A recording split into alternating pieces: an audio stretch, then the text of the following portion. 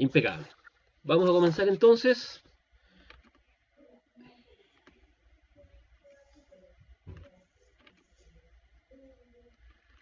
Me parece que estaban solicitando autorización. Sí.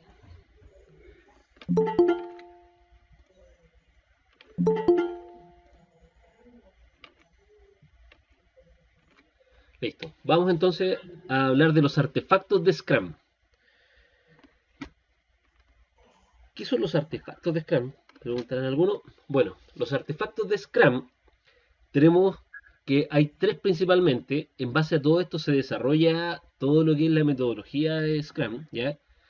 Una es la pila del producto o el Product Backlog, del que estábamos hablando hace las dos sesiones pasadas, ¿ya? Y está la pila del Sprint, ¿cierto? O el Sprint Backlog, y está el incremento, ¿ya? ¿Qué más o menos es cada una de estas cosas? Lo vamos a ir revisando de inmediato. La pila del producto tiene relación con los requisitos del producto. No es necesario un excesivo detalle, tiene que ser priorizado, ¿ya? Es una lista en evolución y abierta para todos los roles. El propietario del producto es el responsable y quien decide respecto de esta pila, ¿ya? O de estos requerimientos. Está también la pila del sprint, ¿cierto? Que son los requisitos comprometidos por el equipo para el sprint con nivel de detalle suficiente para su ejecución. Vamos a revisarlo en detalle todo esto, ya esto es como para un acercamiento, ¿no? Y el incremento, que es la parte del producto desarrollada en un sprint en condiciones de ser usada. Es decir, que ya pasó por las pruebas, pasó por una codificación limpia y está documentada. ¿Ya? Vamos entonces a meternos de lleno en lo que es la pila del producto o el Product Backlog. El Product Backlog, ¿cierto? La pila del producto, Product Backlog, es la lista ordenada de todo aquello que el propietario del producto o Product Owner cree que necesita el producto. ¿Ya? Si podemos ver al lado, aquí hay una especie de gráfico, ¿cierto? Como de bloque, en donde yo tengo las historias de usuario. Puedo tener la historia 1, historia 2, historia N, ¿ya? Y las voy priorizando. Idealmente, yo debo tener las historias que tienen mayor prioridad en la parte superior de esa pila de productos.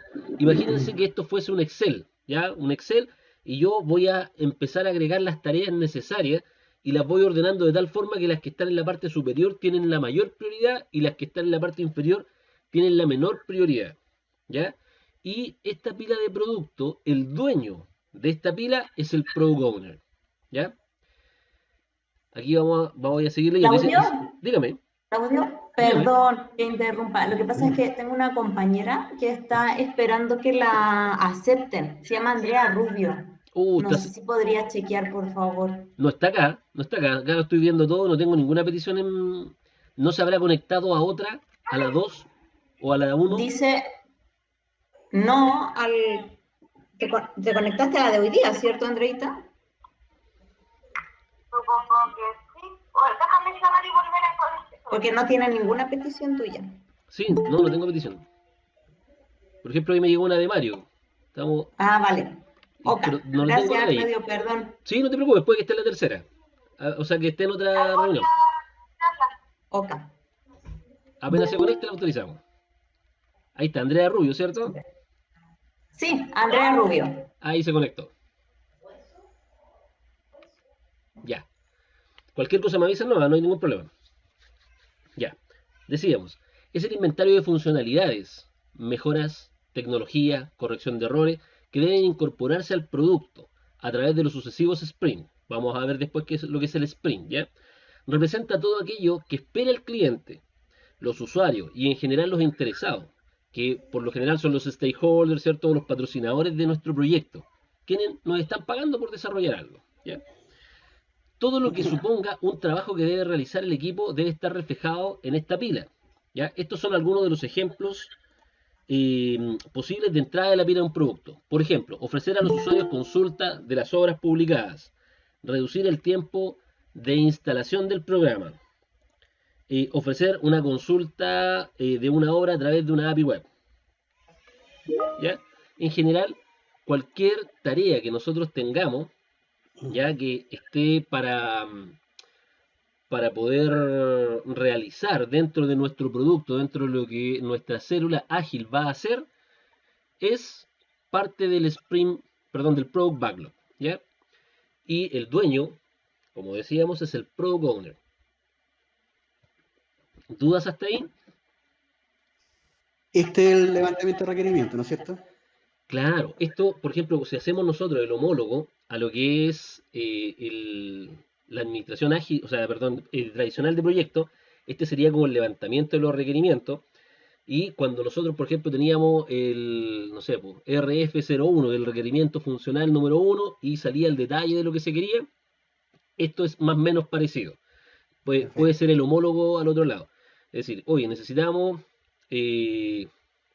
no sé, activar el pago web. Activar el pago web. Esa es una historia de usuario. Necesitamos, por ejemplo, que si fuese algo un poco más de electrónica, necesitamos que la máquina dispensadora entregue vuelto de 10 pesos, que no lo estaba entregando, etcétera. Necesitamos que la mesa de dinero tenga la información a las 9 de la mañana para poder empezar a trabajar de algún informe, ¿ya?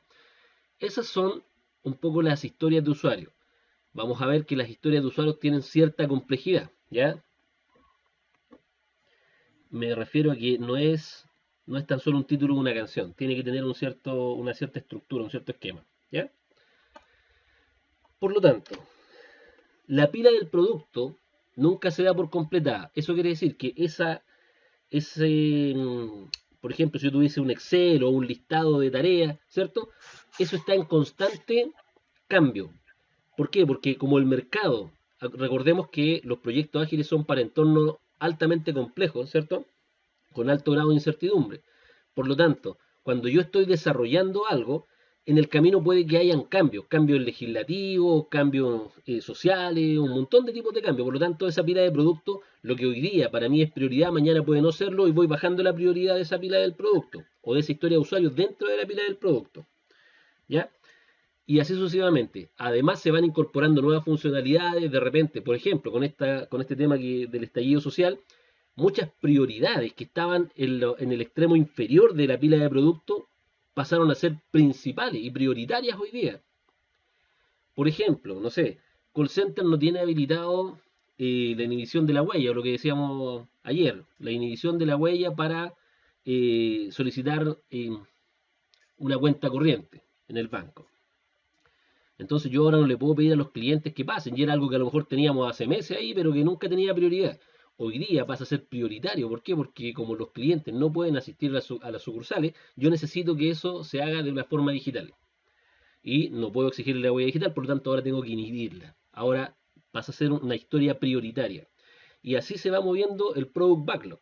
Las historias son dinámicas. El llenado de ese Product Backlog es dinámico. De hecho, existe la posibilidad de que hayan historias que dejan de ser inclusive historias, o sea que ya no las necesito implementar, ¿ya? No es algo estático, es algo súper dinámico y que va variando de sprint en sprint, ¿ya? Gracias a su carácter dinámico, refleja aquello que el producto necesita incorporar para adecuarse a las circunstancias en todo momento. Antes de empezar e iterar el producto, es necesario, uno, que el propietario del producto tenga la visión del objetivo de negocio que quiere conseguir y lo comparta con el equipo. Que la pila del producto tenga historias de usuarios suficientes para realizar el sprint. Ayer, por ejemplo, hablábamos un poco del Product Owner, ¿ya? El Product Owner es la persona que tiene que entender el negocio, pero a cabalidad, ¿ya? Y tiene que tener la facilidad de transmitirle esa idea de negocio al equipo. ¿Se entiende? Hoy día no es como antes, que uno era el jefe de proyecto o el product manager, ¿cierto? Y le daba instrucción al equipo de desarrollo, y el equipo de desarrollo llegaba y hacía lo que uno le decía. Ahora ya no es así. Ahora es el equipo el que decide cuánto se demora, cómo lo va a hacer, etcétera. ¿Ya? Eso uno tiene que aprender. Al principio, por ejemplo, para uno que fue product manager, cuesta al principio acomodarse al rol, por ejemplo, de Scrum Master, que es el homólogo en agilidad. Ya el Product Manager o el Scrum Master, aunque son muy disímiles, ¿cierto? Pero es como el homólogo, ya lo que más se parece. Sin embargo, como Product Manager uno trataba de dar muchas instrucciones y de que se hiciera como uno quería las cosas. Acá es el equipo el que decide.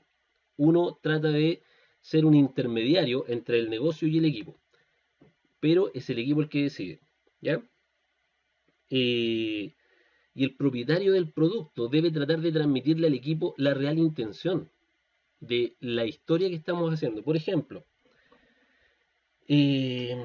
vamos a realizar una historia de usuario que va, no sé, es bastante compleja, etcétera, pero significa un ahorro para la compañía de $1 millón.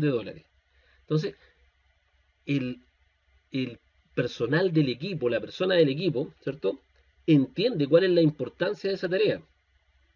Además, yo creo que no vamos a verlo en este curso, es un tema que ese Scrum de Scrum ya es safe, pero hay compañías, por ejemplo, me tocó estar en Entel, en compañías donde se hacen unas reuniones semestrales o trimestrales, en donde se dan las directrices, que se llaman las Big Room Planning, que es donde la compañía le dice a todos, se invita a toda la compañía y les dicen a todos cuáles son los objetivos del trimestre. O sea, qué es lo que quiere lograr la compañía.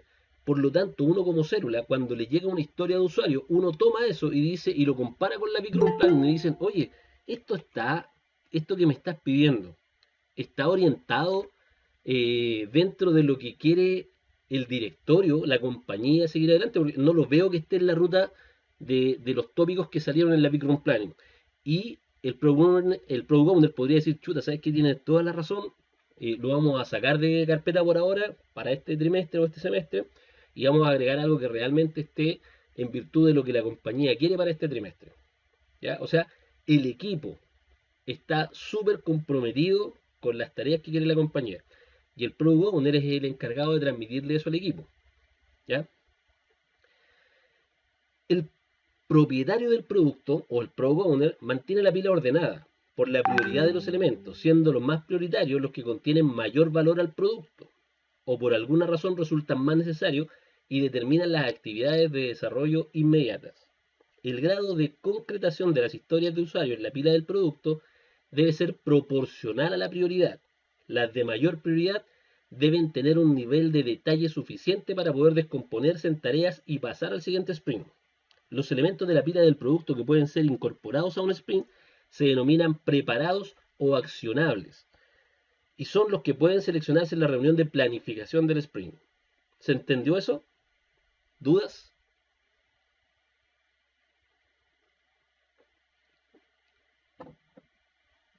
Seguimos. Preparación de la pila del producto.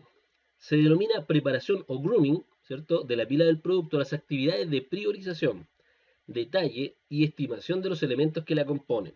Es un proceso que realizan de forma puntual, en cualquier momento, continua y colaborativa. El propietario del producto y el equipo de desarrollo no debe consumir más del 10% de la capacidad del trabajo del equipo. La responsabilidad de estimar el esfuerzo previsible para cada elemento es de las personas del equipo que previsiblemente harán el trabajo. ¿Se entiende eso? No mucho. No mucho. Más o menos nomás, Claudio. Ya. ¿Qué significa esto? Como la mayoría yo creo que hemos trabajado dentro del ámbito de ingeniería de software tradicional. Cuando uno trabajaba como ingeniería de software tradicional, de repente llegaba un jefe y decía, necesito que esto esté listo en 3 días. Y uno tenía que ver cómo lo hacía para que en 3 días, con la cantidad de gente que tuviese, poder cumplir. Y nos quedábamos hasta tarde, todo, hasta que se cumplía eso, ¿sí? Lo que está diciendo esto es que en la pila del producto no puede llegar el Product Owner. El Product Owner no es el jefe, es el dueño del producto. Por lo tanto, el Product Owner va a llegar y va a dar una prioridad, pero él no puede dar fechas y no puede dar estimación. La estimación la entrega el equipo de trabajo. El Product Owner puede manipular la prioridad de las cosas que él tiene. Eso lo puede hacer, eso está dentro de su ámbito. Pero él no puede entregar esfuerzo. El esfuerzo lo entrega el equipo. Y en el fondo eso es lo que está diciendo. Es decir, el Product Owner puede velar por la prioridad de las historias de usuarios para que el equipo pueda tomarlas. Pero es el equipo quien dice cuál es el trabajo que esa historia de usuario conlleva. ¿Ya? Eso se llama grooming. ¿Ya? Nosotros, por ejemplo, también hay otro concepto que se llama refinamiento. ¿Ya? El refinamiento es la forma de ver una historia de usuario antes de que entre al sprint, propiamente tal, y uno pueda entender claramente lo que es esa historia, que también está dentro de lo que es el grooming. Es decir, yo tengo como product owner, si yo fuese un product owner, tengo una necesidad, se la transmito al equipo y les digo, mira, esto es lo que necesito. Por ejemplo, vamos a poner un caso puntual como para poder entenderlo. Necesito encriptar la comunicación que va desde el login hacia el servidor, porque hoy día, por ejemplo, se está yendo por método get y sin encriptación, es decir, que cuando yo hago enter, yo puedo ver el usuario y el password que van a través de la URL, ¿cierto? Entonces, yo como Product Owner digo, ¿sabes qué? Eso es gravísimo para mí. Vamos a tener que encriptar la data y además cambiar de método get a método post. ¿Para qué? Para que la URL no muestre los datos del usuario. Esa es una historia de usuario. Entonces yo como Product Owner podría decir, oye chicos, ¿en esto se demorarán 2 días? No, no puedo hacer eso. Yo debo decirle al equipo, chicos, esto es lo que tengo.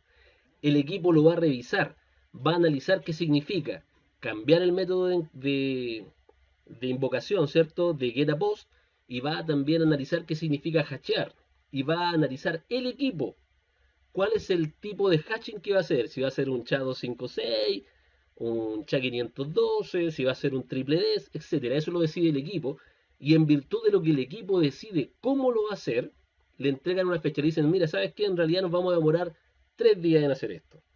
El Product Owner no tiene opción de cambiar esa fecha. Es el equipo el que da el trabajo que tiene que hacer y el tiempo que le va a tomar. ¿Sí? El Product Owner solo dice lo que él necesita que se haga. ¿Sí? ¿Se entiende? Sí, se entiende. Ok. Entonces, cuando hablamos de la pila de producto, que es esta parte que está acá, la pila de producto, para hacer un resumen así como super light, es el listado de todas las actividades que están encoladas, que el Product Owner tiene para que el equipo desarrolle. ¿Ya? Para poder yo iniciar un sprint necesito, primero, que el Product Owner haya hecho su tarea y haya generado una lista de todas las actividades o de todas las funcionalidades que él necesita que se implementen, que estén hechas con un buen slicing, es decir, que cada historia sea una historia que pueda ser trabajada dentro de un sprint, que no sea una historia gigante, porque si no la puedo meter dentro de un sprint, hay que redigerirla. Entonces, una vez que el Product Owner tiene las historias listas, las tiene priorizadas y en algún momento las conversó con el equipo y esas fueron someramente evaluadas, pueden llevarse a la pila del sprint, ¿ya? Pero el Product Backlog es esa lista que tiene el Product Owner, ¿ya? Listo. ¿Cuál sería un formato, por ejemplo, para una pila de producto, para que ya lo llevemos a algo más tangible? ¿Ya? Scrum prefiere la comunicación verbal o de visualización directa a la escrita. No es que en Scrum no se escriban, sino que se prefiere la comunicación verbal o visual directa por sobre la escrita. La pila del producto no es un documento de requisitos, sino una herramienta de información para el equipo. Si se emplea en formato lista, la información mínima que se suele incluir para cada historia de usuario es 1. La descripción de la funcionalidad o requisito denominado historia de usuario. Te fijas que aquí hacemos como el nexo entre requisito e historia de usuario. Es como el equivalente. La prioridad que tiene esa tarea, ¿ya? Y una preestimación de esfuerzo. Si nos vamos, por ejemplo, aquí a la tabla, acá a la tabla, tenemos un ID, el 1, el 2, 3, 4, 5, la prioridad, muy alta, muy alta, muy alta, alta, alta y para abajo, a las bajas, ¿ya? Y una pequeña descripción, que es como el título de la canción, y una estimación, puede ser en puntos de sprint, puede ser en horas, ¿ya? Consulta. Aquí hay un tema que siempre va a aparecer. Un equipo, supongamos que tengo dos células. Tengo dos células, dos equipos de trabajo distintos. Vamos a llamarle equipo, ¿ya? La primera célula evalúa el requerimiento número 1 con 30 puntos de sprint o puntos de historia. Y la segunda célula lo evalúa en 60 puntos de historia. ¿Está bien eso o está mal? ¿Dónde está el error?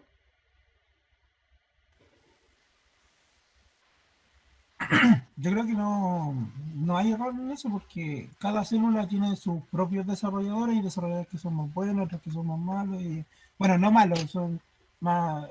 Distintas expertices, digamos. La expertise, claro. Entonces, claro, cada célula tiene su forma de evaluar y eso permite que una célula tenga más o menos dependiendo de las características que tenga el equipo. Exactamente, esa es la respuesta. No está mal, lo que pasa es que cada célula tiene una expertise distinta y así como para todo. Si de repente a uno dice, no, ¿y a ti cómo te van las matemáticas? Pucha, a mí me va más o menos las matemáticas, pero me va súper bien en música, súper bien. Pues.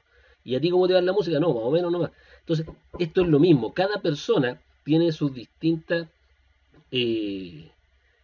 su distinto dominio. Entonces, eso quiere decir que una célula perfectamente puede evaluar una tarea en 30 puntos de historia y otra célula en 60 puntos de historia y no hay ningún error. Eso es así porque es inherente a la célula, ¿ya? Recordemos que aquí las características son para las personas, ¿ya? ¿Sí? Entonces, tenemos evaluación. Primero, descripción de la funcionalidad de requisitos denominado historia de usuario. Tenemos la prioridad, tenemos la preestimación del esfuerzo, ¿ya? Vamos a el Sprint Backlog. Se entendió la primera parte, ¿cierto? Que es el listado de tareas que tiene el Product Owner, ¿sí? Una vez que esto está evaluado ya, que está priorizado y tenemos lista, evaluadas las tareas, podemos conversar con el equipo, ¿cierto? En una reunión que se llama Planning. Esa reunión que se llama Planning tiene por objetivo que el equipo pueda evaluar las tareas que se analizaron previamente en el Sprint, en el Product Backlog, perdón, ¿ya? Entonces, la pila del Sprint o Sprint Backlog es la lista de las tareas necesarias para construir las historias de usuario que se van a realizar en un sprint. La confecciona el equipo en la reunión de planificación del sprint, indicado para cada tarea el esfuerzo previsto para realizarla. Para calcular el esfuerzo de cada una de estas es habitual emplear técnicas como la estimación de Poker. Les voy a decir al tiro qué significa eso. La pila del sprint descompone las historias de usuario en unidades de tamaño adecuado para monitorizar el avance diario e identificar los riesgos y los problemas sin necesidad de procesos de gestión complejos. Es también una herramienta de comunicación visual directa del equipo. ¿Se entendió eso? ¿No? ¿Lo explicamos bien? No, más o menos, Claudio. Ya. En general, esta sesión es bastante densa, porque aquí aparecen, vamos a revisar dos temas complejos, que son, uno son los artefactos y otra son las ceremonias, ¿ya? Entonces, es importante que aquí preguntemos todo lo que tengamos que preguntar, porque esta es como la médula de Scrum. El Sprint Backlog, ¿ya? Son las tareas que yo voy a analizar como célula, y para ser súper práctico, yo tengo un listado de títulos de canciones que me trae el Product Owner. Generamos una ceremonia, la vamos a ver después, que se llama la Planning, y en la Planning viene el Product Owner y me dice, mira, todas estas tareas yo necesito que ustedes hagan. ¿Con qué tarea nos podemos comprometer para un sprint? Es decir, para una unidad de tiempo determinada. El equipo analiza las historias y empieza a desmenuzarlas. ¿Qué quiere decir eso? Que yo llego, es como cuando el cliente viene y me empieza a hablar de lo que él necesita. Entonces, viene el equipo y empieza a analizar cada una de las cosas y empieza a ponerle nombre a cada una de las tareas que va a tener que realizar para poder cumplir con eso que le están pidiendo. ¿Ya? Por ejemplo, lo que hablábamos delante. Supongamos que tengo que hacer el cambio del formato de envío del método get a post, ¿ya? Y además tengo que encriptar la data que estoy mandando. Eso es lo que está solicitando el Product Owner. ¿Qué va a hacer el equipo? El equipo va a empezar a dividir eso en tareas. Va a decir, primero, para poder hacer esto, voy a tener que tocar el index.jsp, el index.php, el index.java, etcétera, para poder capturar ese evento. Voy a tener que tocar el archivo, por ejemplo, de funciones. Voy a tener que ir y cambiar un servlet que está recibiendo la información para que en vez de que mande el doGet haga un doPost. Adicionalmente voy a tener que cambiar el action, no sé, de login, que es el que recibe los datos del login, porque ahora se los voy a mandar encriptado, entonces voy a tener que meter una función de encriptación. Y tú empiezas a ver cada una de las tareas, ¿cierto?, que tiene que cumplir esa historia. ¿Se entiende? ¿O estoy hablando medio chino? No, ahora sí. ¿Sí? Ya, entonces yo empiezo a hacer el desglose de cada una de las cosas que tengo que hacer. Y eso el equipo lo está desarrollando al tiro, en una reunión que no va a durar más de un día. Antes, cuando nosotros tomábamos un requerimiento, nos tomábamos 2 semanas, por ejemplo, 5 días hábiles para poder evaluar algo. Aquí no, aquí se hace en una reunión de un día. Entonces tengo que tratar de evaluar al detalle todas las cosas que tenemos que hacer. El equipo las va diciendo, las vamos anotando en una pizarra, ¿cierto? Y se va confeccionando el Sprint Backlog. Es decir, todas las tareas que tengo que hacer para resolver una historia de usuario determinada. ¿Ya? Eso es el Sprint Backlog. Al final del día, yo voy a tener un listado. Por ejemplo, si tomo 3 tareas de usuario o 3 historias de usuario, puedo tener 80 tareas para resolver esas 3 historias de usuario. Cada una de esas tareas, lo ideal es que no dure más de un día. Es decir, yo por ejemplo puedo decir, me voy a demorar 6 horas en poder cambiar el método doGet a doPost. Y además voy a encriptar la data, pero en un día, en 6 horas de trabajo. Súper bien. Y lo que se hace, se generan POSIT, por ejemplo, con cada una de las tareas para yo dejarlas en el backlog de mi tablero Kanban. Para que después venga un usuario y tome una tarea y la ejecute. ¿Se entiende? Se entiende, pero tengo una duda. Dígame. ¿Qué pasa si en la resolución de una historia, ¿cierto?, se definieron, no sé, 10 tareas? En la resolución de otra historia se definieron 8 tareas. ¿Ya? Pero dentro de esas 8 tareas hay 4 que son las mismas tareas que de las 4 de la primera historia. Se juntan, digamos, en la misma tarea. ¿Ya? ¿Por qué? Porque tal cual como tú lo decías, un cambio, digamos, puede ser producto de una historia y además producto de otra. Claro, claro. Ahí se deja una sola, ¿correcto? Exacto. Si tienes 2 posibilidades. Una posibilidad es que no te hayas dado cuenta en la planning. Entonces, cuando empezaste a trabajar dentro del sprint, te diste cuenta que tu compañero ya tocó la pieza que tú le ibas a tocar. Es que yo me doy cuenta en este desglose, porque yo desglosé la historia. Ya. Sí, lo que pasa es que puede haber 2 escenarios. 2 escenarios. Me dieron 8 tareas, pero 4 o 1 o 5 son las mismas que la tarea, o sea, ya están implicadas en la historia 1. Claro, claro. Lo que pasa es que tú, el escenario que me estás dando es que dentro de la planning, ¿cierto? Dentro de esta ceremonia, que es la planning, el equipo se da cuenta que están tocando la misma. Correcto. Si el equipo se da cuenta, lo que hacen es que dejan una sola tarea, pero, ojo, que tienen que decidir cuál de las 2 historias van a dejar primero. Lo ideal es que vayan tomando de a uno. Ya, una de las cosas que son importantes en agilidad en general, dice, termina de empezar y empieza a terminar. ¿Qué significa eso? Que yo debo empezar por algo y terminarlo. Y luego tomar otra cosa. Por lo tanto, lo primero que tienes que hacer es decir cuál de las historias tiene mayor prioridad.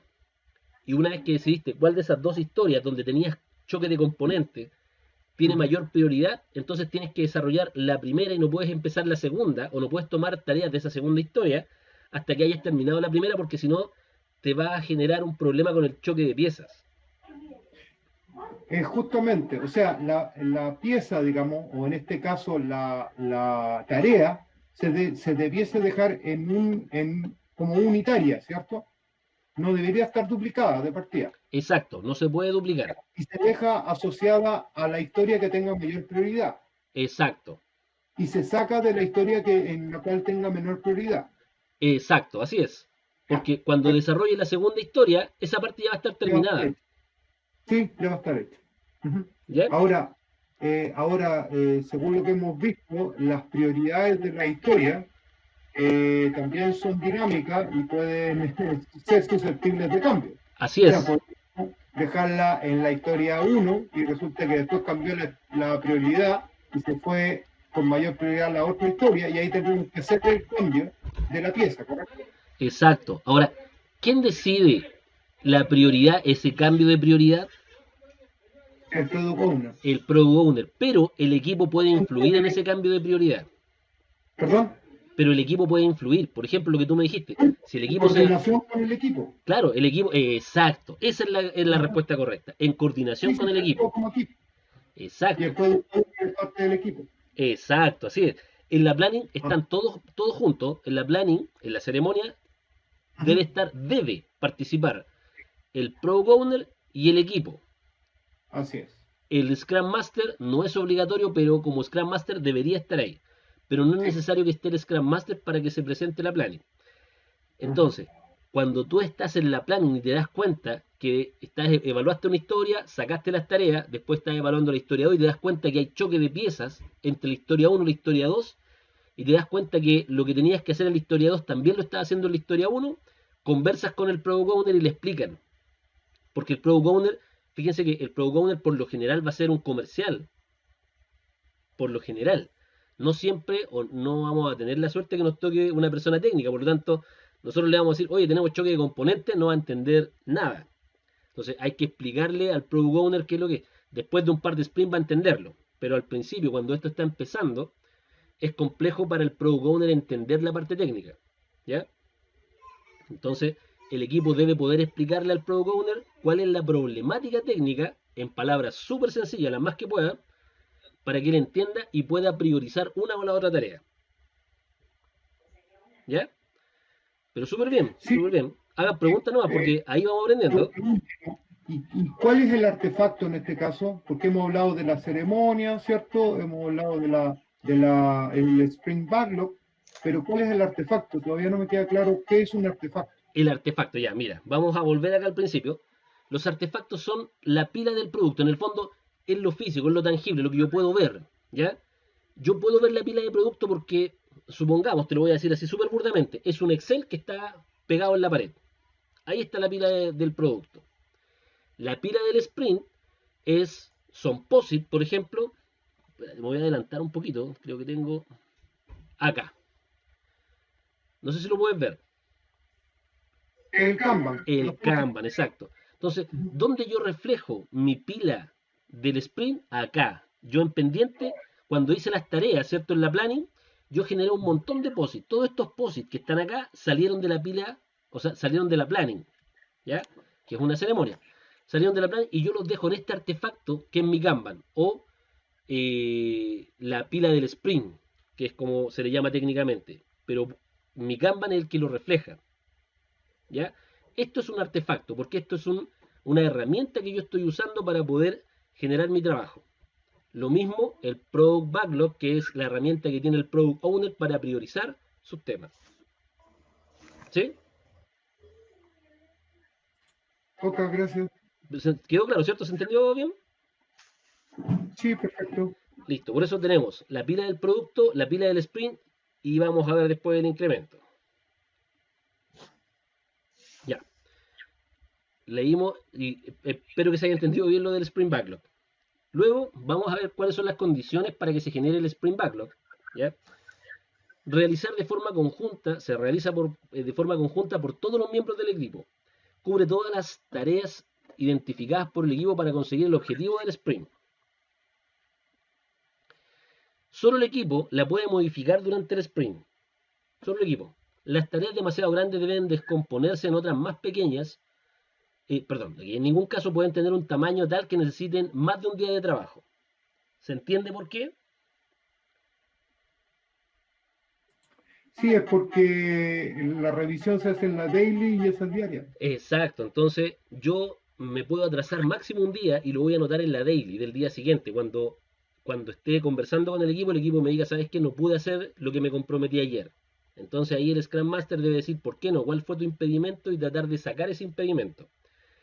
Entonces las tareas no debieran nunca tener más de un día de trabajo. Ojalá menos. En un día tú puedes desarrollar 2 tareas de 3 horas. Pero no puedes tener una Sí, tarea de 12 horas para un día. de acuerdo, pero en el trabajo, en la vida real, digamos, Sí, sí. muchas tareas dependen de otra área. Y esa tarea, digamos, esa área, digamos, tiene SLA para los requerimientos que un área le hace sobre ella. Claro. Y esos SLA no los manejamos nosotros y podría tener más de un día. O podría tener semanas. Así es. O meses. Entonces, Claro, pero aquí, como es de un área distinta, se deja pendiente en el Kanban, ¿correcto? más que no, esa historia que tiene esa complejidad no No, esa debería tarea, entrar al Sprint Backlog. ¿cómo? Esa no debería entrar al Sprint Backlog. Porque no Ya, depende de ti. Una tarea que entra al sprint debe depender exclusivamente del equipo. Por ejemplo, si yo estoy esperando que lleguen unos servidores para poder empezar el sprint, yo no puedo empezar el sprint si los servidores no han llegado. O no puedo meter esa tarea, por ejemplo, no sé, configuración del DBMS SQL Server para la base de datos alfa, ¿ya? Entonces, el Product Owner me pasa esa historia de usuario. Yo la tomo y digo, oye, chicos, ¿llegó el servidor? No ha llegado el servidor. Señor Product Owner, no podemos tomar esta tarea porque esto no depende de mí, depende de otro equipo. Cuando ese equipo haya cumplido su tarea, entonces yo recién puedo tomar esta historia de usuario para meterla al Sprint Backlog. Más adelante, está casi al final, pero está el Definition of Ready y el Definition of Done. a eso me refería. Debiese estar como definition of ready, ¿no?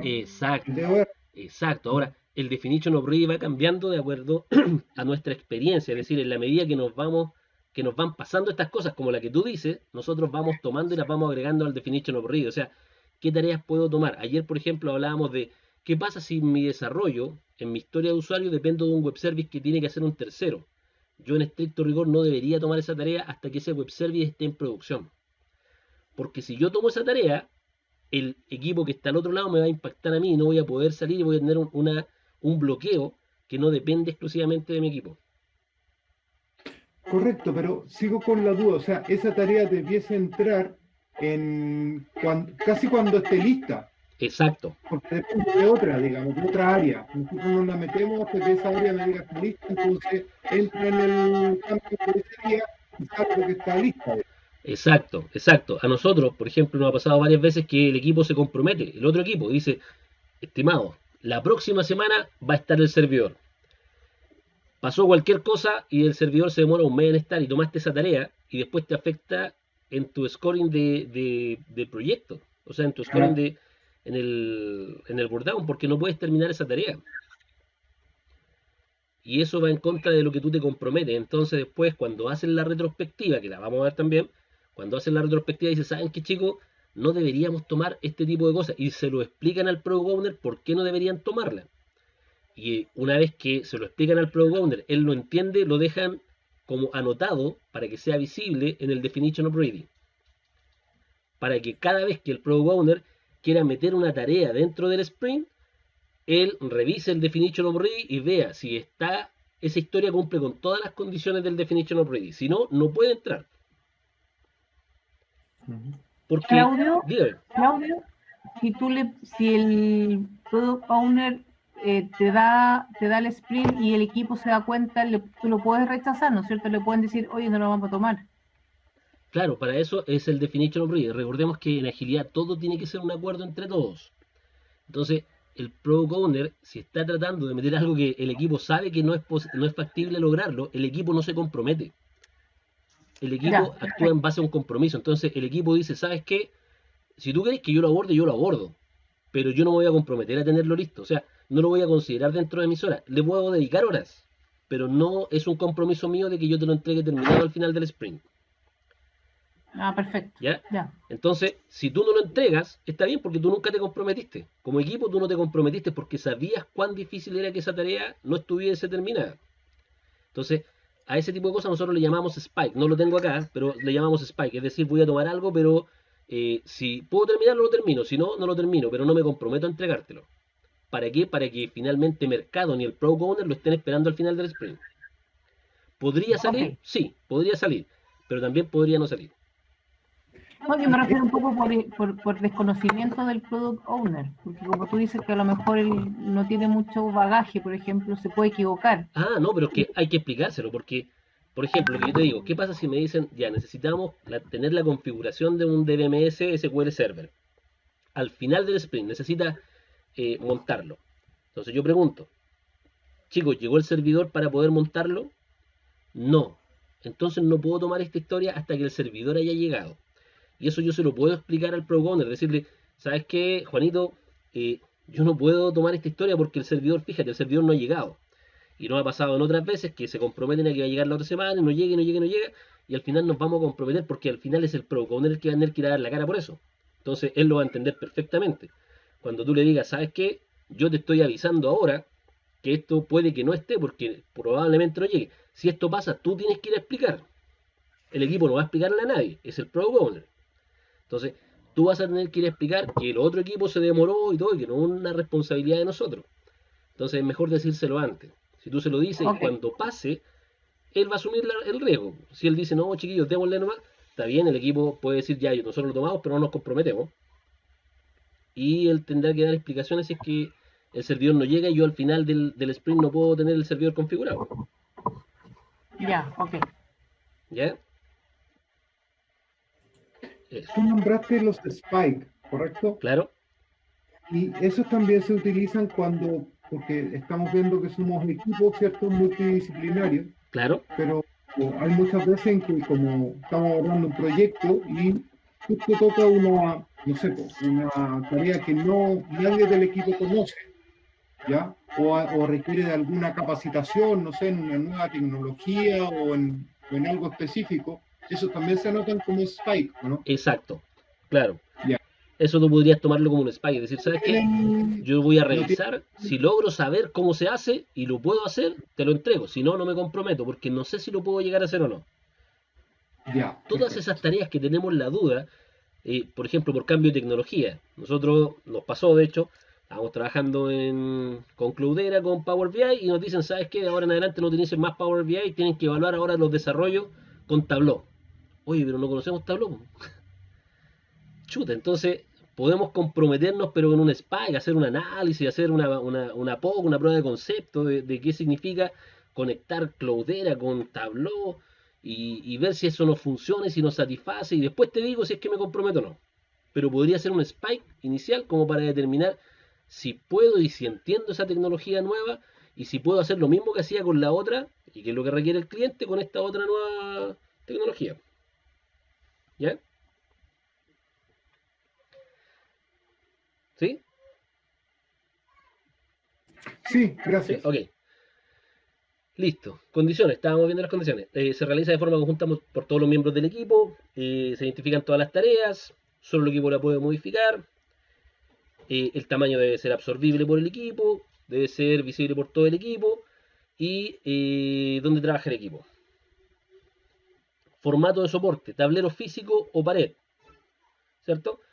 Se refiere a que nosotros, por ejemplo, en la oficina tomamos una pared, le pusimos masking tape, ¿cierto? Y ese fue nuestro tablero.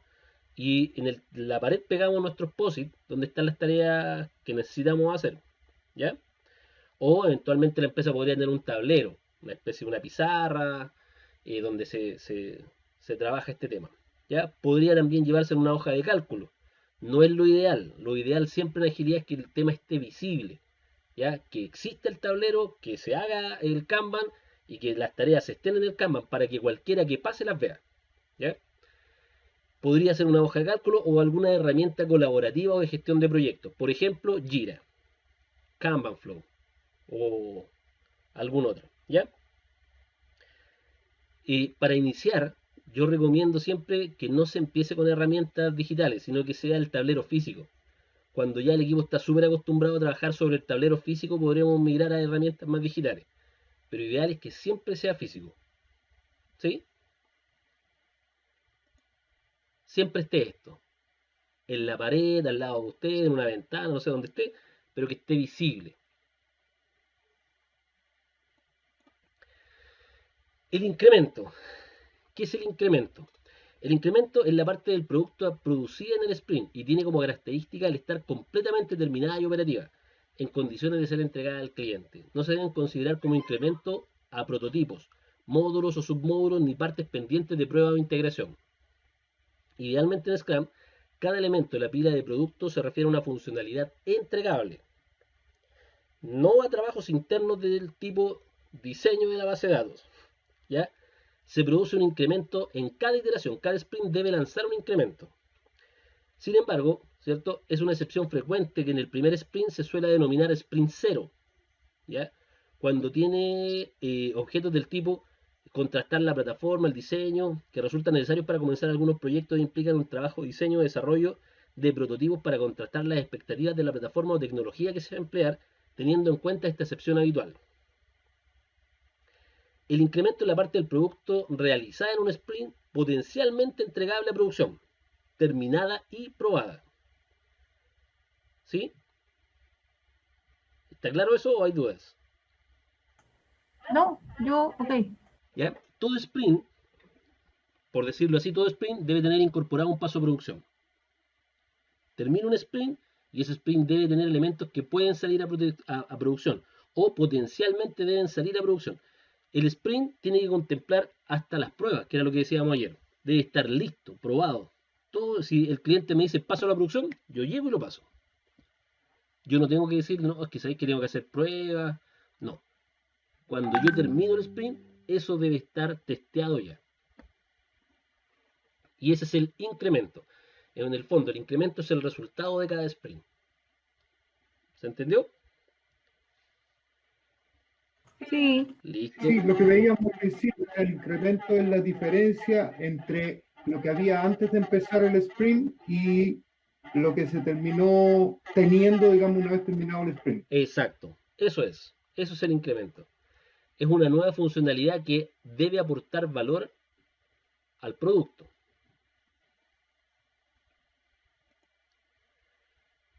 Listo. Vamos a ver este otro artefacto que se llama Definition of Ready, que es un poco lo que conversábamos, ¿ya? El Definition of Ready, voy a leer la definición. Dice, cuando empezamos a aplicar una metodología ágil, una de las primeras cosas que hay que hacer es aclarar cuándo esta tarea está preparada para ser incluida en el sprint. Es decir, cuando pasa al sprint backlog. Para ello debe tener lo que se llama Definition of Ready, o DOR, ¿ya? O lo que es lo mismo, una serie de requisitos que debe cumplir esta tarea. Si las tareas que hay en el backlog no cumplen con los requisitos definidos en el Definition of Ready, no deben incluirse dentro del Sprint Backlog, porque están destinadas a fracaso, esas tareas. La tarea del Scrum Master es revisar si los acuerdos del Definition of Ready se cumplen en cada una de las tareas que se incluyen priorizadas en el Sprint Planning, como susceptibles de ser abordadas en el Sprint. Si la tarea cumple todos los requisitos, podrá ser abordada dentro del Sprint. ¿Se entendió eso? Ahora, esto debe ser algo que esté acordado con el Product Owner, que él no lo desconozca. Por ejemplo, lo que decíamos, cuando el equipo va a tomar algo, debe depender exclusivamente del equipo. Si llega un requerimiento que dice, oye, este depende de 2 equipos más, no lo podemos tomar. ¿Ya? Y hay un método que se llama Invest, que dice que yo, para poder tomar una tarea, esa tarea debe ser la I, ¿cierto? Es la contracción de independiente. Esa tarea debe ser independiente, no debe depender de ningún otro. Debe ser negociable, es decir, yo podría eventualmente decirle, esta tarea tiene mayor prioridad, menor prioridad, puedo alargarla, puedo acortarla, etcétera. Puede ser negociable. Debe ser valorable, es decir, que yo tengo que cuantificar cuál es el valor que aporta el producto. Puede ser, o debe ser más bien dicho, estimable. Yo la puedo estimar, yo no puedo tomar una tarea que no sé cuánto me voy a demorar. Debe ser estimable, debe ser pequeña, debe ser small, ¿cierto? Está en inglés. Y debe ser testeable. Si una historia de usuario no cumple con esto, bajo el método INVEST yo la rechazo. Es un método del marco de trabajo. O sea, esto yo no lo estoy inventando. Podemos agregar nosotros, dependiendo de nuestra experiencia, ¿cierto? En la retrospectiva, podemos agregar definiciones o agregar acciones al definition of ready. ¿Ya? Pero el método INVEST es un método que está súper validado. ¿Se entendió? Sí. ¿Dudas? Sí. Ya. Ahora, ojo, esto por lo general se debiera hacer así. Se debiera hacer una cartulina, uno le pone el nombre, el título, definition of ready, y anota todos los puntos. Cosa que cuando pase el product owner lo vea y se acuerde. Cuando hagamos la planning lo veamos todo y nos acordemos. Cuando vamos a la retro lo veamos y digamos, falta algo, sobra algo o hay algo que tengamos que cambiar. ¿Ya? Ahora, yo tenía entendido que el definition of ready era por tarea. O sea, cada tarea tiene un definition of ready. O sea, por ejemplo, lo que hablabas tú de la configuración del servidor, en el definition of ready debiese estar contar con el servidor. Claro. Sí, no, sí, es eso. Lo que pasa es que Este método es para justamente agregar esos o definir para cada tarea cuáles son los definition of ready de ellos. exacto, para cada historia, más que cada tarea, yo cuando estoy haciendo las tareas me doy cuenta si esa historia cumple con el INVEST, ¿ya? Por ejemplo, la historia que tú estás diciendo. Sí. A nivel de tarea. ¿Ya? Hablamos a nivel de historia de usuario. Cuando estamos viendo las tareas, podemos decir, ¿sabes qué? Esa tarea, supongamos que es lo que yo te estoy diciendo, configurar un servidor SQL Server. Yo lo tengo que configurar, mi equipo, ¿cierto? Pero yo pregunto, pregunto, oye, ¿está el servidor? No está el servidor, el equipo de infraestructura lo va a traer. O sea, no es independiente, po. Esa tarea no es independiente a mí. Depende de otro. Si lo entiendo, Julio, si el tema es a dónde apunta un definition of ready. ¿Apunta a la historia o apunta a la tarea? Apunta a la historia de usuario. Esa historia de usuario debe cumplir con INVEST. Sí, correcto, pero una historia podría tener varias tareas. Claro. O sea, yo tengo tareas involucradas en esa historia para definir el definition of ready de la historia. Claro. Por ejemplo, hay tareas, esto tiene sus bemoles, nada es totalmente blanco-negro. Por ejemplo, yo tomo una historia y yo, por definición, al tomar una historia, esa historia va a depender de otros equipos, pero depende más de mí. ¿A qué me refiero? Yo tomo una historia, por ejemplo, y yo tengo que pasar por la aprobación de arquitectura. Entonces, esa tarea sí, yo la puedo manejar. Si bien depende de que arquitectura me la apruebe, que la toma otro equipo, yo la manejo, porque yo le presento arquitectura a mi diagrama de infraestructura de diseño de software, le digo, toma, eso es lo que yo voy a hacer, compadre. Infraestructura me podría cuestionar, sabes que está en un segmento de red distinto, esa VLAN no corresponde, etcétera, etcétera. Me dice, cambia eso y yo te lo apruebo. Yo lo cambio y me lo apruebo. ¿Era otro equipo? Sí, era otro equipo. ¿Dependía 100% de mí? No, dependía en parte de otro equipo, pero que yo tenía que sacar la aprobación de ese equipo. Oye, necesito el equipo de seguridad TI me apruebe, por ejemplo, el método de encriptación. Sí, está bien, es otro equipo que tiene que aprobar.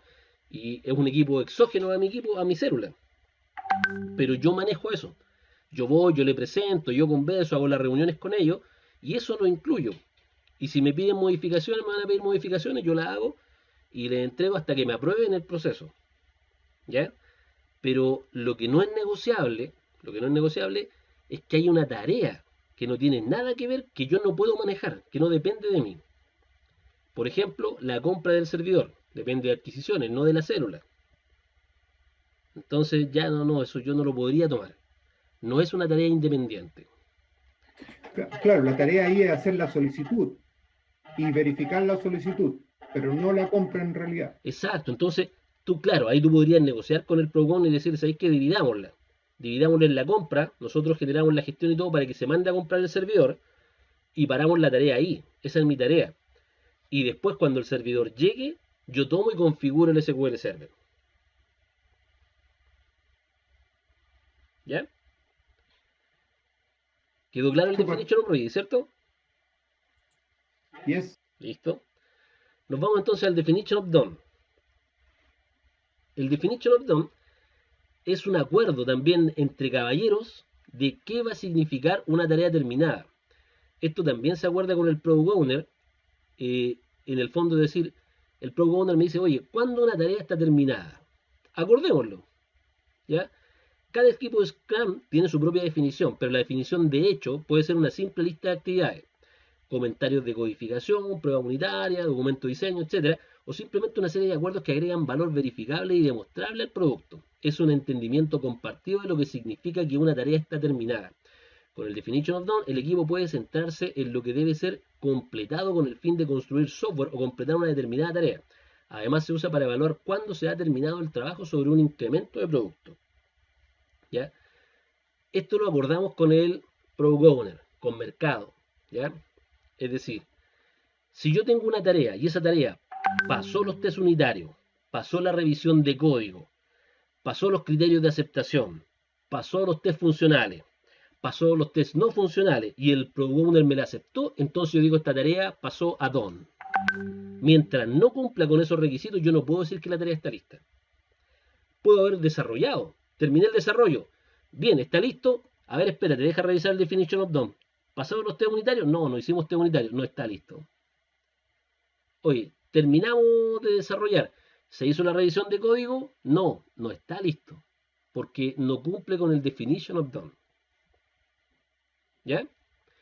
Eso también debería... Igual que el Definition of Ready, el Definition of Done es parte, es un artefacto de la historia o de la tarea. De la historia. De la historia. También de la historia. Sí, pensemos siempre que tanto el Definition of Ready como el Definition of Done son compartidos con el mercado y con el Product Owner. Y las tareas son muy de bajo nivel, son del equipo. Entonces, yo lo que voy a decir más adelante, yo no puedo decir, ¿sabes qué? No me aprobaron el método de encriptación del sistema de password para que se fuera a través de método POST. El usuario o el mercado no van a entender. Pero si yo les digo, ¿sabes qué?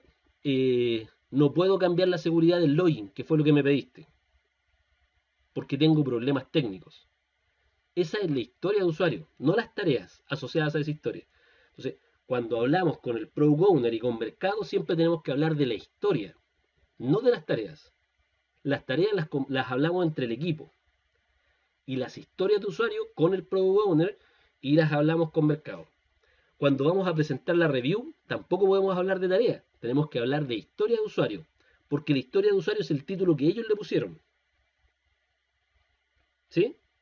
Es por eso.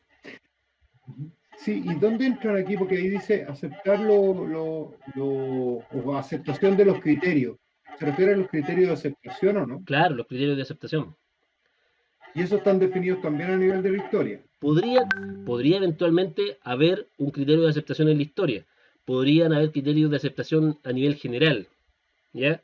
O podrían no haber criterios de aceptación. Esto que estamos viendo acá es una lista nomás. Por ejemplo, en nuestro caso, en mi caso, yo tengo que tener aprobación de riesgo tecnológico, tengo que tener aprobaciones de seguridad TI, tengo que tener aprobaciones de riesgo operacional, y si no cumplo con ninguna de esas tres, entonces no puedo pasar la historia de usuario a producción. Por lo tanto, la historia no está terminada. ¿Ya? Y tengo que tener la aprobación de QA. Si QA me dice que no está listo, no está listo. Si no tengo las aprobaciones que corresponden, que son parte del flujo propietario de una empresa en particular, no puedo pasar, pues no puedo decir que está listo. Esa es mi definition of done. Claudio, ¿y qué pasa con las excepciones, así como algo urgente de producción? Las excepciones. Ya, lo que pasa es que tú tienes, la célula puede tomar incidentes de cosas que ellos hicieron, pero tú no puedes saltarte esto, porque probablemente ese error fue porque algo falló de todo el definition of done. Cuando algo falla, tú lo tienes que tomar en la retrospectiva y ver por qué falló. Y debería agregarse, por ejemplo, al definition of done. Supón que no se hizo una prueba, suponte que, no sé, lanzaste algo a producción y a los 15 usuarios concurrentes se cayó. Pasó las pruebas, perfectamente las pruebas de QA, pasó las pruebas unitarias, pasó todo.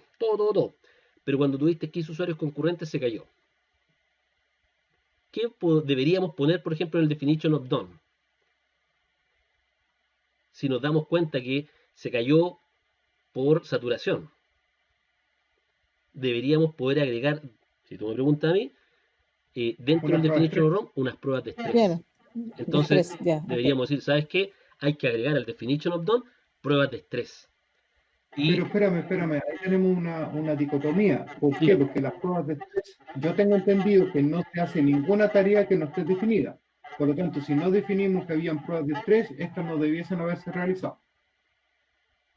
Claro, lo que pasa es que recuerda que nosotros, cuando vamos a lanzar algo, yo puedo hacer pruebas de estrés en desarrollo, ¿cierto? Sí, pero no se hace, o sea, si no hay una tarea que indique que tenemos que hacer pruebas de estrés, no se hace, tiene que nacer una tarea para hacerla. Ah, sí, te entiendo perfectamente, sí. Lo que pasa es que, O sea, sí, lo que pasa es que fíjate, cuando tú tienes un definition of done, ¿ya?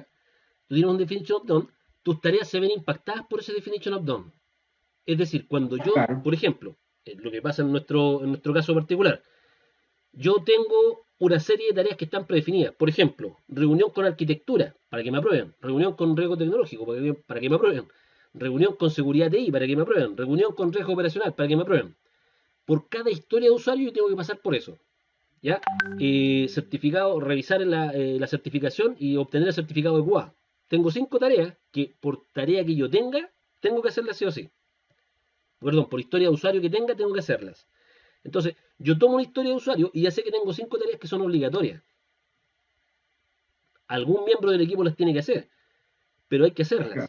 Entonces, si antes yo tenía test unitario, revisión de código, aprobación de QA, y me pasa esto, que sabéis que se me cayó, como los 15 usuarios concurrentes se cayó, no es una falla, me lo devuelven, ¿cierto? Entonces yo tengo que decir, chuta, ¿sabes qué? Voy a tener que ver cómo puedo generar un proceso de IRO o generar, no sé, pasarle un microservicio para poder tener soporte de escalamiento horizontal, etcétera. Entonces digo, ¿sabes qué? De ahora en adelante voy a empezar a hacer pruebas de estrés. Voy a hacer una prueba de estrés para ver a las cuántas transacciones se caen, simultánea o concurrente, ¿ya? Y eso lo incluyo dentro de mis tareas.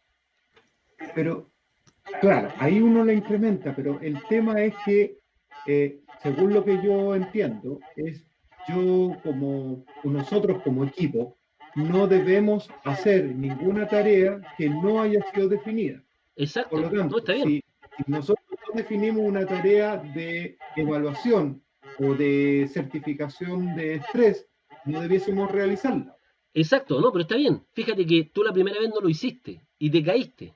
Se cayó el software. Yo no lo hago, ¿cómo sé que me caí, digamos, si no lo hice? No, está bien.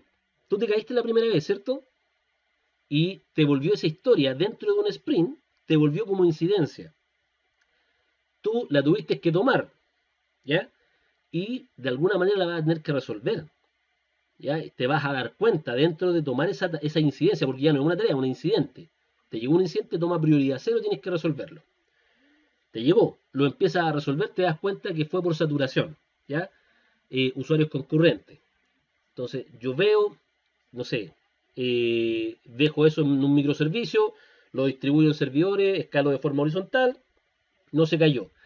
Cuando llegue la retrospectiva de ese sprint, yo tengo que decir, como Scrum Master, voy a preguntar, oye, ¿qué pasó con la incidencia? Dentro de la ceremonia de la retrospectiva, van a decir, chuta, ¿sabéis que en realidad se cayó por saturación? ¿Y por qué no lo vimos antes?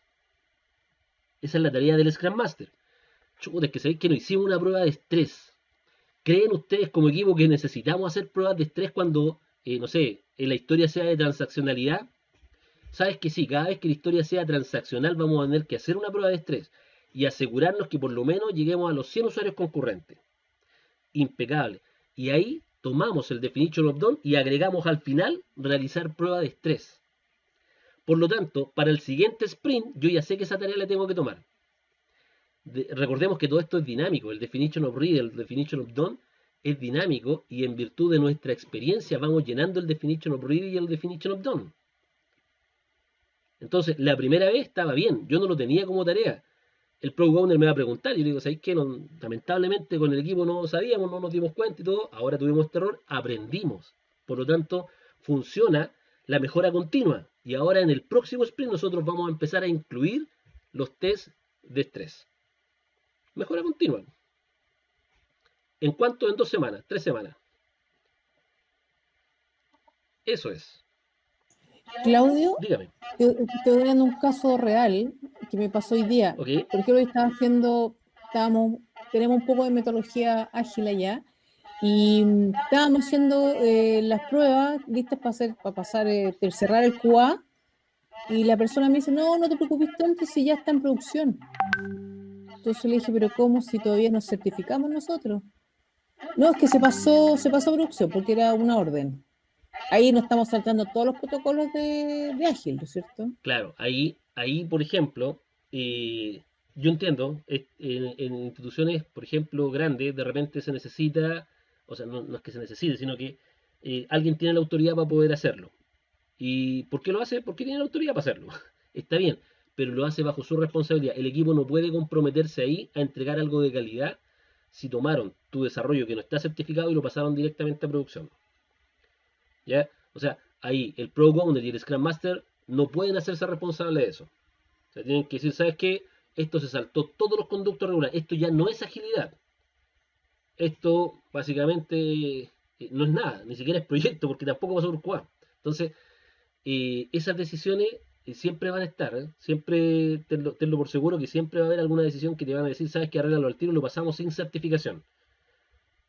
Ya, está bien, pero eso no es parte del modelo ágil. De hecho, una de las cosas que proclama el modelo ágil es que la calidad no se transa. Yo no puedo pasar nada si no lo he testeado. Si yo no estoy seguro de que eso va a funcionar bien en producción, no lo puedo pasar.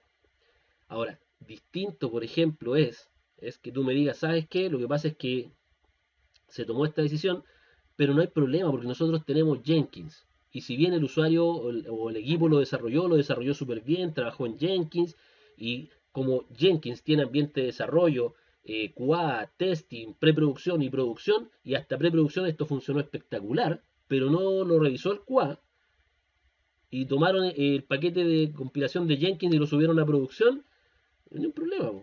Probablemente el riesgo sea menos, pero se faltó al método, o se faltó al marco de trabajo. ¿Ya?